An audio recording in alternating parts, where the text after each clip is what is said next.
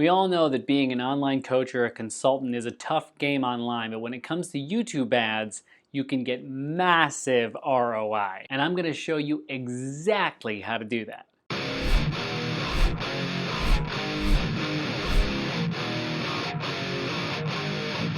Now, before we get into all of it, make sure to subscribe below and hit the little bell if you want to be notified when I go live or when I have a new video, and make sure to hit the like button. I would love to hear from you in the comments as well. Okay, so let's talk about online coaches and consultants and how they can leverage YouTube ads for their business.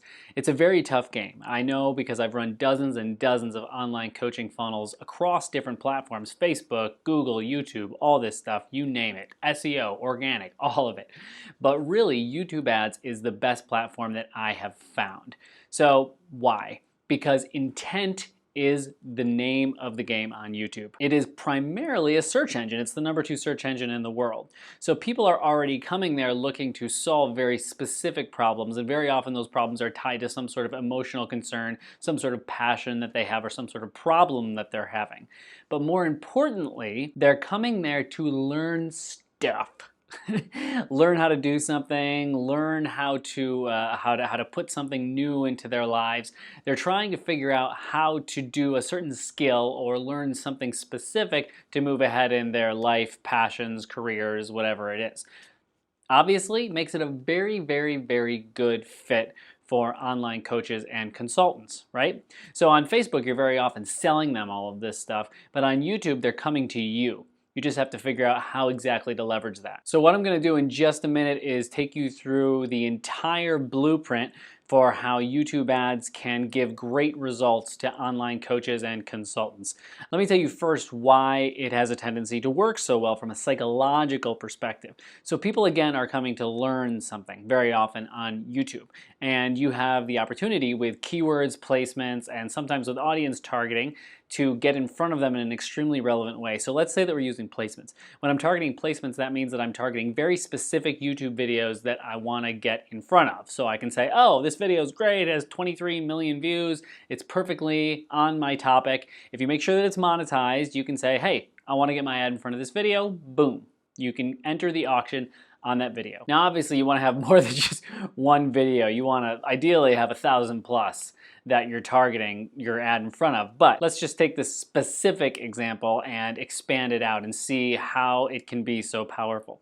So let's say that someone is coming online and they go to YouTube, and as we often do when we want to learn something, and we say, okay, I want to learn how to do X, right? X skill, X whatever. I want to learn how to do X. So they're saying I want to come how to learn how to do X. They scroll through the YouTube search results and they see here, oh, look, there it is. That's exactly what I want, how to do X. I'm going to click that. I'm going to click that. I'm going to watch that video by Joe Schmo. He knows what he's doing, right? Or maybe he does. His headline makes me think that he knows what he's doing. I'll click it. I'm in. But before I even get to Joe's video, sorry, Joe, before I even get to his video, my ad shows up. Or your ad, somebody's ad shows up. And instead it becomes this happy marriage of relevance.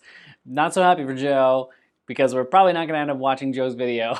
Really good for whoever's advertising, because we have met them with an offer from a clear expert that says, hey, I am going to teach you how to do X. And I've been doing it for 10 years, and I've worked with thousands of people, and I've gotten them massive results. Right? And they're going to do it in this very curated way. And so when that shows up right in front of you, you're kind of sitting there, you who clicked on Joe's video, who wanted to learn how to do X, you're sitting there and you're like, wow, this could not be more relevant. Obviously, I need to keep watching this video. And as I watch the video, if it's done correctly, right, it's building this sort of relationship. You're getting to know, like, and trust the person in the ad, and then you're often heading to a webinar. Because as I'll show you, we often do webinar funnels here because webinars have a tendency to work really, really good on YouTube because, again, people are coming to learn something. There's an average session time of 40 to 60 minutes.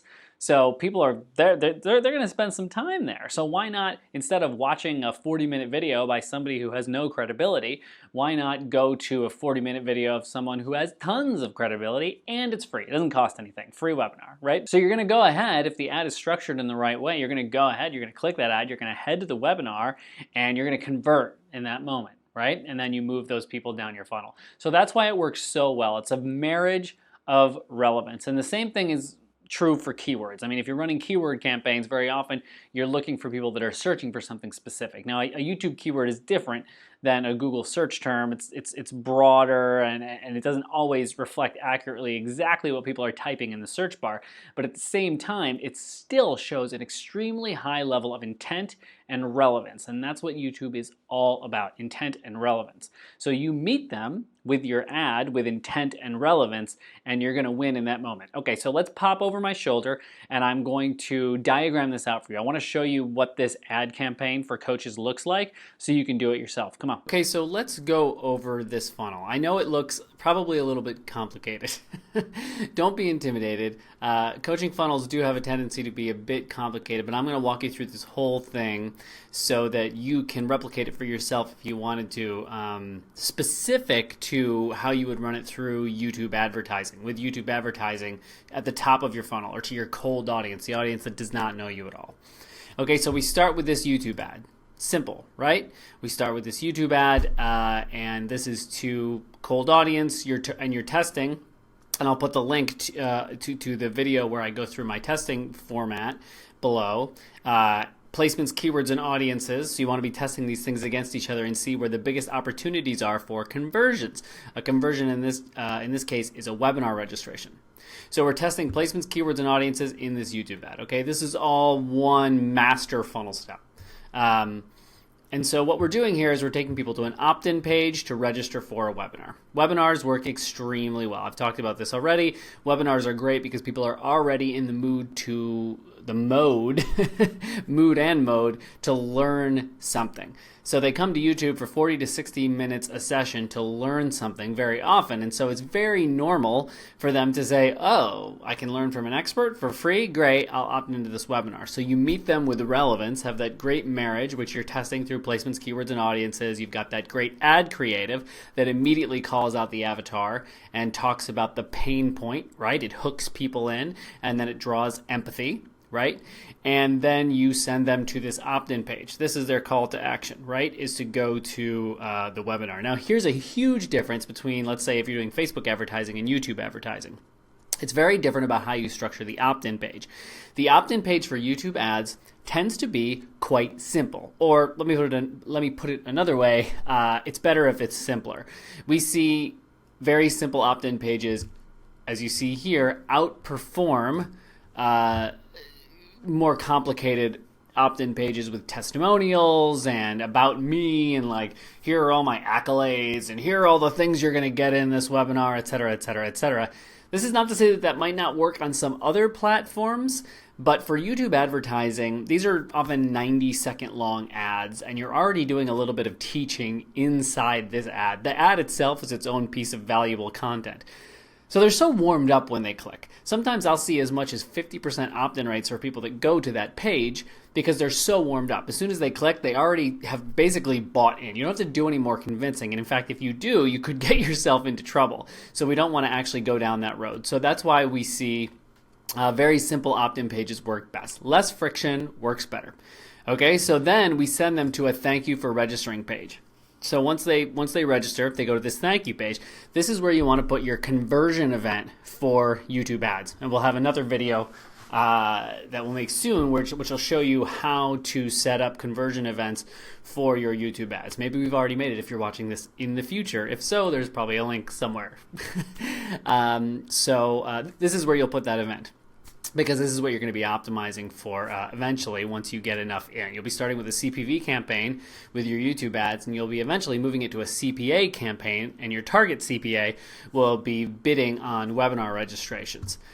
So then you'll get people into the webinar. I love 45-minute long webinars. I really do. I know that there are a lot of people that are still doing 3-hour webinars. I just feel like that's a bit long, but it really does depend on the person, the product, the offer, and what kind of value you can provide. If you feel like you can take people through this process, which is here's who this is for, here's who this is not for, here's my promise about what you'll get out of this, tell your personal story, get empathy pumping there, go into a teaching section that over-delivers. You've got to over-deliver in value on your webinars, and then move on to a sale, which is nice, robust, doesn't overdo it. It gets the job done. If you're doing all of these things, I mean, you can do that in 45 minutes, right? And very often you're going to see a lot of people, especially on YouTube. On YouTube ads, I'm generally seeing the best results come from mobile right now. And so since that's the case, people are watching it on their phones. And again, 40 to 60 minute average session duration. It's not that they're constantly like getting off, but there are distractions and you have to hold their attention. And a 3-hour thing is more of an event. That's another marketing tactic altogether. Make it more an event. Of course, but I do personally like the sort of 45-minute-ish webinar if you can pull it off. Now, there's 2 places you can send people after this. If you have a product that's, let's say, $14.99 and up. Now, some people say $19.97 and up. Some people even say a little bit more if you're really good at designing a sales page. But I'm a really big fan of going into a book a call funnel, even at like the $14.99 range, at least until you've super validated the offer and have massive amounts of testimonials and social proof to leverage on your sales page and in retargeting on your funnel if you're doing any retargeting on Facebook.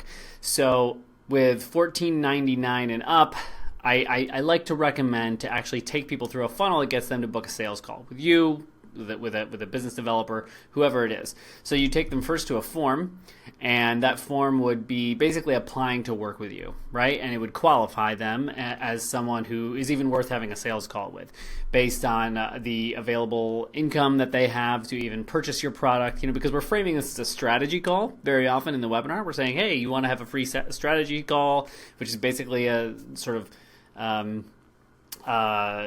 consultation of sorts. You never really know who's going to be coming through this funnel, so you want to make sure to qualify them.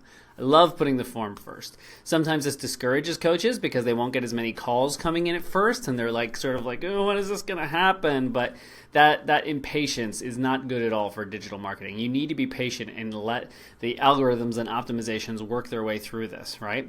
So the better you can qualify people, the better your sales calls can be, the more you'll win. So focusing on getting everything else right throughout it, in my opinion, this is why I like to have the form first, okay? Then you take them to a call scheduler. So this is like a Calendly or a Schedule Once or an Acuity, and they book a call with you, they book a call with a business developer, whoever it is, and then after they book that call, it automatically redirects to a thank you page, and that thank you page also has a conversion event on it, like book a call, right? So then if you've got conversion events in these 2 spots, and a sort of advanced technique is to have conversion events on all the pages, so then you can track all the way through. You just want to make sure that they don't show up in all conversions.